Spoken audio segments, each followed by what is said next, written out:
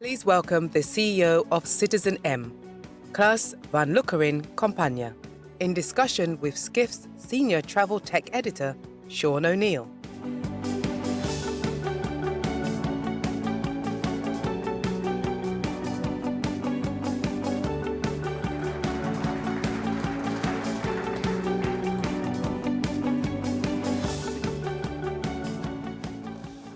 So citizenM is in the spotlight today because it stands apart from a lot of hospitality companies. It is asset heavy at a time when asset light is very trendy. It focuses on business travel at a time when leisure travel is rebounding quickly after the pandemic. It has very compact guest rooms at a time when apartment-style lodging is very popular on social media. But it also says it has the most profitability per square foot of any of its hospitality peers. So we're going to find out about its strategy. Klaas, when I told you were going to be speaking at this particular time, and it was going to be right after an Expedia executive and right before a Booking.com executive, you said that as a hotelier, you're used to being squeezed by the online travel agencies. So you were going to be cool. You were going to be cool with this. So thank you for joining us. I wanted to talk about the news first. In November, you raised more than 800 million euro, about $1 billion worth of capital. How are you planning to use that at citizenM? We have a very live, active development portfolio in Europe and in the US, where we are building hotels. It is quite challenging at the moment, but we want to finish them. We are opening this year 6 hotels, next year 6 hotels. So roughly half of the money is going into just building our hotels. And the other half is we really had a very smooth, easy conversation with our shareholders. Do we only take the pain of the pandemic, or do we also get the gain? And do we believe in further growth? And we have long-term shareholders, we have a long-term vision, and we are absolutely believers that in the long term, citizenM has a phenomenal opportunity, and therefore we want to grow. And we are growing, and we are growing in the US, and we are growing in Europe, and doing deals again. That was also for some time difficult, but we are finding good spots to build future hotels. That's great. So that's 6 hotels this year, get you about to more than 10,000 rooms. So one thing that we hear at Skift from time to time is that some people believe digital kind of replaces good hospitality, like true hospitality. Is that true? That is definitely one of our favorite subjects, and I cannot believe that in today's world still a lot of people have this question, because we fundamentally believe that a lot of the digital is the salt and pepper on the table. You have to have that, and it enables much better service and much more interaction with our guests. So two nice examples we have, and of course the app for our guests, and we have an app for our staff in the hotel, and they are connected. And especially the app for our staff that releases them from a lot of manual work that they used to do. And now with that app, they can make a room key or a room move anywhere. So you can do it at the bar with our staff and have a nice chat, and they make a room key for you. Oh, wow. So I think that we were the first to come with a check-in kiosk. And I think we are the first who will be able to ditch them again, because you can do it on your app, and you can do it at the bar with one of our ambassadors. Huh. Ambassadors are what you call your staff. Yeah. And I think that you see it, that the joy of our ambassadors is there. And it will be also an easy way for them to communicate. So if you, as a guest, you walk up to one of our ambassadors and you want to tip for a restaurant, we will be able to do that via the ambassador app to the guest app, and you don't have to have, okay, what was the name, what was the street of it, you immediately have it in your app. So all those kind of functionalities we will bring, and that is, I think, what nowadays guests and nowadays employees expect from you to deliver. They may expect it, but I would think a lot of companies we're going to hear from Accor CEO later today, IHG, Marriott, they don't really have the tech, that kind of layer all across their properties. So why is it? If this is such an obvious move, why is that the case? Yeah, if you have such a huge portfolio and a complicated tech stack, then making that promise and delivering on that is quite hard. So probably they are a little bit more careful in that promise, but you should ask him later. But for us, we can deliver that. We own our full portfolio. We have a modern tech stack. So if we want to implement something that we see is a guest need, yeah, we can pretty fast do that globally over all our hotels. Okay, so the owner model makes a real difference in how you do the tech. Absolutely, absolutely, yeah. So for anyone who hasn't stayed at a citizenM, we're going to call a video now to give a little illustration of what the experience is like, real briefly.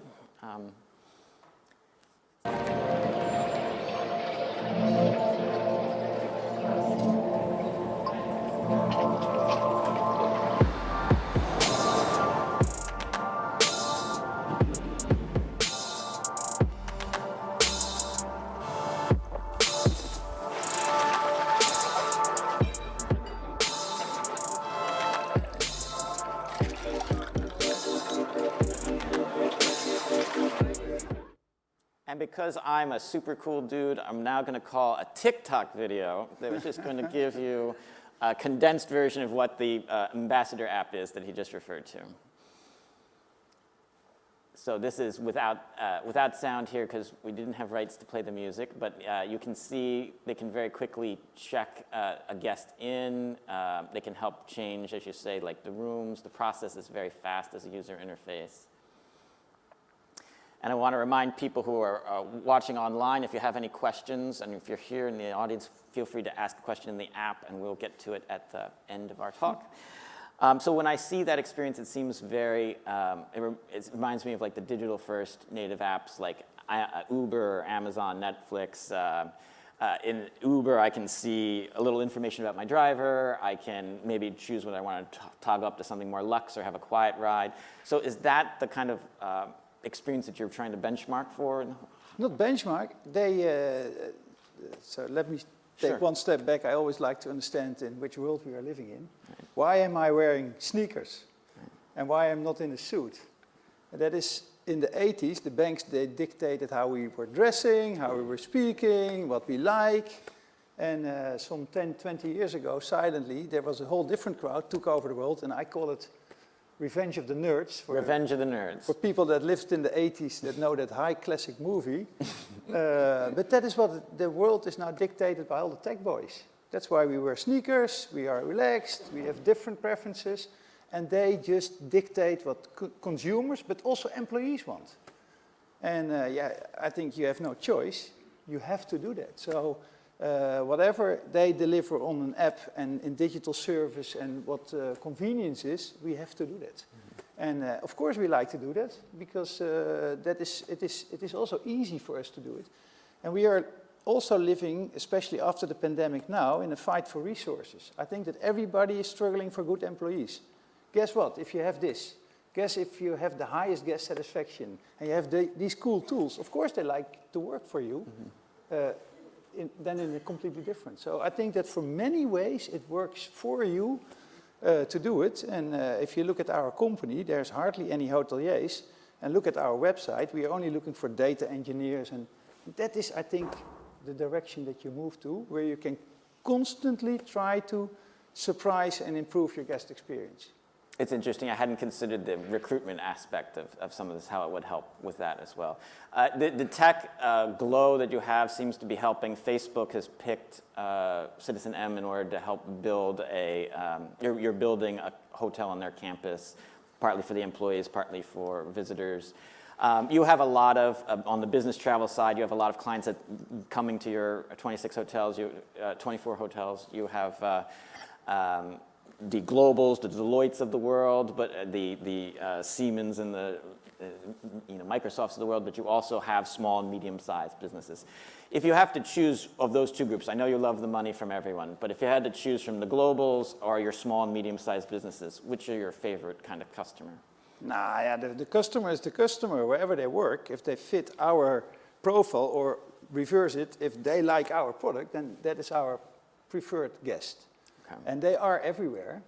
And obviously, from a business point of view, you want to diversify. So we like to be squeezed, and we sometimes are squeezed, like I think the entire hotel industry between the Expedias and the Booking.coms. And of course, we still like to work with them. But we also like the business from all the big companies, and we like the business from the small companies. And I think it's ultimately, and opposite sitting here is Lennart de Jong in our company. He says it is the guest that has to determine what they want. And it is for us and Booking.com and Expedia to say, do I deliver value to them? And we, of course, believe we will deliver a lot of value through the app, through the unique experience, etc., etc. And it is for the others to see if they also can deliver value to that in that entire journey. But yeah, we like to own that journey, and we like to service that guest, whether it is a guest from someone from Facebook or Amazon or a small company. Yeah, for us, that is the same. And it is a little bit harder to build up your whole network in all those small companies, but they are a bit more resilient. So it is a huge push that we are going to do to find also all those small companies. So you mentioning Booking and Expedia, they can spend like 30% of their revenue a year in a typical year on marketing, including a lot of digital. A hotelier can't usually do that. How can you compete and like get your brand and push for direct bookings? A nice example is you showed the movie of TikTok. And TikTok is also delivering business to us. And I think that more and more people are looking at those kind of those kind of movies and those kind of apps. And so we want to be everywhere where our guest is, basically. And that will drive us. And we will also do it. I'm not allowed to disclose it completely, but we are exploring subscription. You can trust me. I'm a journalist. In the previous conversation, it is also all about subscription. And subscription is also a direction that the guest and the whole society is taking. So well, tell us more about subscription. Subscription is dear to our hearts at Skift. We've been covering, as Dennis was mentioning, eDreams, TripAdvisor, Inspirato, Selena, a lot have been doing it. So what is citizenM going to do with subscription? It is what do you want to accomplish? And we are a long-term player, and we want to build long-term relationships with them. And I think it's a perfect way to build a long-term relationship. With the customer as a subscriber. Yeah, and I think it's a fair game. You have to continue to drive value to that customer, because otherwise they will walk away. And I think that citizenM is able to do that. And therefore we will go that direction to create those long-term relationships and to focus on customer lifetime value instead of only what is my daily rate yesterday. We will definitely do that, and subscription is a perfect tool for doing that, and an accepted tool in the world. So, yeah, we will be part of that. And again, as an owner-operator, for us it's quite easy to deliver. We don't have difficult discussions, and we can deliver that. So there's execution is quite easy for us in that sense. And if you have the tech stack underlying it, then yeah, you can do it. And so testing-wise, you're looking at like maybe a mix of stays and workspace, meeting space as offering as products could be in there? We will move with our products where the guest is asking us to go. Okay. In the pandemic, we went to Global Passport, so that was offering, you can stay for us with a month for a very attractive price, because yeah, if you have those prices, rental prices in New York, that was quite expensive. So we were doing that. That was an experiment. We had phenomenal positive responses from that, corporate subscriptions. So I think that whole spectrum we will constantly move and see where the guests' needs are actually. Okay. So we heard from my colleague Wouter at Skift Research earlier. He talked a little about the overview coming ahead. Let's say, Klaas, that this year I tell you that for 2022 and for 2023, international business travel will remain down below 15% below 2019 levels. Can citizenM stay profitable and meet all of your targets if that is the international business travel environment? Yeah, for sure we can. And it is, of course, active management. And actively you have to see where your channels and where your business is coming from. I had a conversation also yesterday. We have a live dashboard constantly from our entire portfolio. So this is like a business intelligence tool that you have that pulls data in that your team can look at, right? And that goes all the way from NPS GRI scores to your real hardcore financial data. NPS is like a net promoter score. It's a measure of customer satisfaction. Your ADR is your average daily rate. So you're pulling in. And that is a dashboard that is used on a daily basis by our teams, telling you where your business is coming from. So that tells you, and I didn't know, that most of our business in the London hotels are still UK driven. So that is not business as usual pre-pandemic for us. but you have that information. Of course, your marketing teams, your e-commerce teams can immediately apply that. So I think that if you have that data available, you know where your business is coming from. And as long as there's always sufficient business, then we will thrive. And I don't think it is underestimated that corporate business travel will still be, at the end of this year, below the 19 levels. And again, we are growing. The biggest part of our portfolio is quickly becoming the US. And the US is one big domestic market. So that will be helpful in that sense. And you're building some in Florida, is that right? Yeah, we are about to open 2 hotels in Miami and a 3rd under construction. So, and Miami I was there last week, so that is pretty much on fire. Yes, it is. It is a very different experience than many European cities right now. I'm wondering maybe about your competitors. How well do you think your competitors will do if it's 15% down 2019 levels for the next couple of years? I think that depends also on their distribution models and especially the big companies like the Marriotts and the Hiltons. They will find their ways, and it will be maybe more or less profitable business. Is low-cost leverage, one of the themes that we're trying to explore here is what is the levers that are moving things here? So as consumer preferences this year changed and is price no longer the thing that's most important to them, it's more location or the experience or other factors? How important is price right now for market share gains? I think that obviously when you go into a pandemic, then immediately everybody looks at prior crises and starts to compare. And you have great data on how each city comes out of a crisis and how long it takes. And therefore, we were also looking at the same statistics, and I think STR and CBRE Horizons report do the same. They all go to the same data. And I think that gradually we'll find out that this is not a financial economic crisis. It was just demand was gone. And you see in leisure, demand immediately when people were traveling, like a switch, it's back. And I think that we have not seen in prior crises. And I think that we will see the same in business travel, save for some, of course, changes to business travel. So I think it will come back quicker, and therefore pricing will come back quicker. And to my surprise, that also we see that already when there is peak demand, your prices shoot up and people accept it, and it has no relationship to your guest review scores. So also the guests, they understand that. London is now busy, they understand pricing is high. I think that our type of guest, they will understand that. Okay, that makes sense.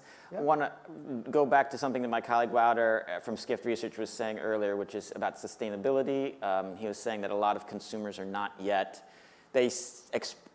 a large number of consumers express a preference for sustainable options, but not a lot are actually paying for it yet. But it seems like because of the climate change, that is going to change, and consumers are going to start to recognize the need for that. And so it would be good for brands to try to get ahead of the curve, be transparent about their sustainability offerings.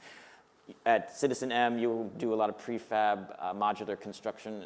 Is there a sustainability component to that, and can you tell us a bit about that? Yes, we do, and we are a big fan of that, and it definitely has a positive impact on sustainability to build modular. There's a lot of less waste. There's so much waste in construction, actually. So that is for sure. And I think one of the things we also quite quickly said in the pandemic, what will change for the longer term.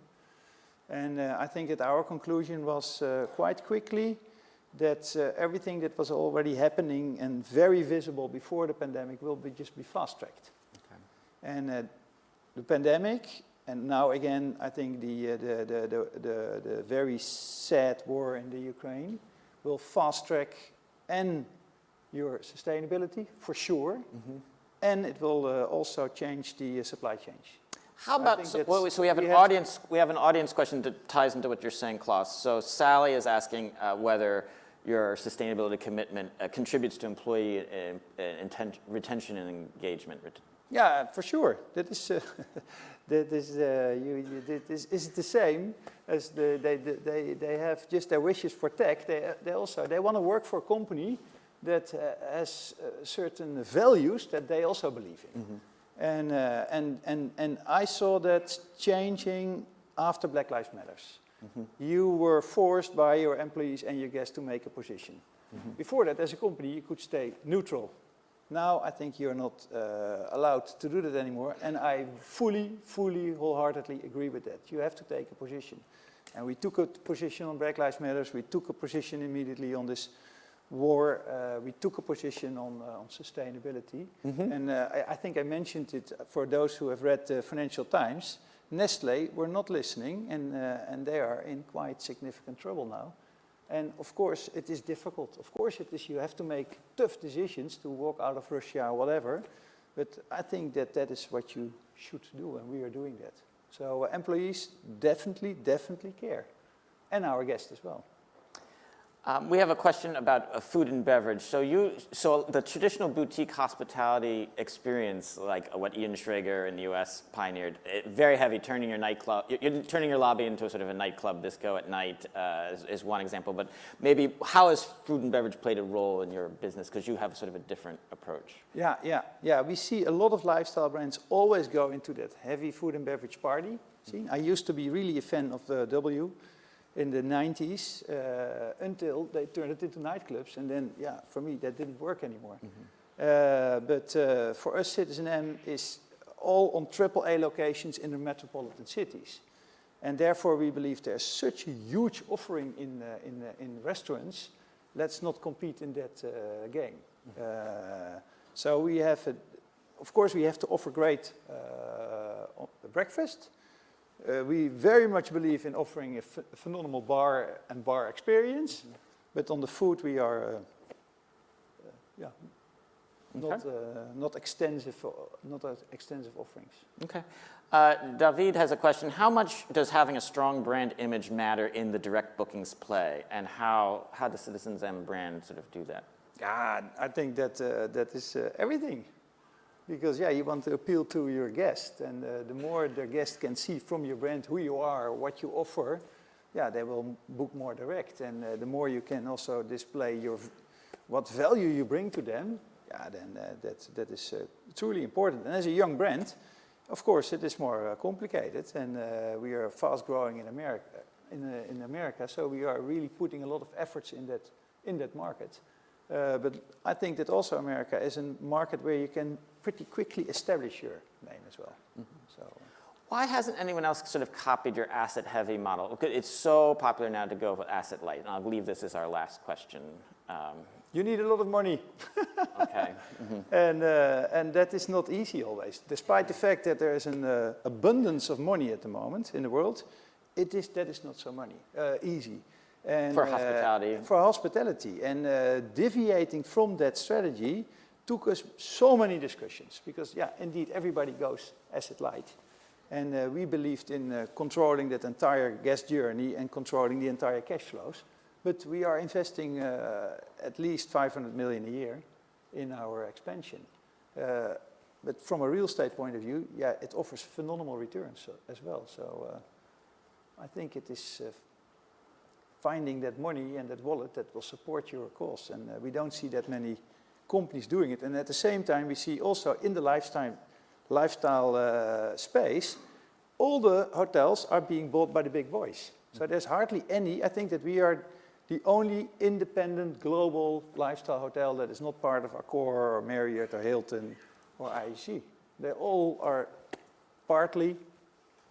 Are you for sale? We are not for sale. Okay. For our guest. Okay. We'll leave it on that point. Thank you so much, Klaas. Really appreciate it. Thank you, Sean.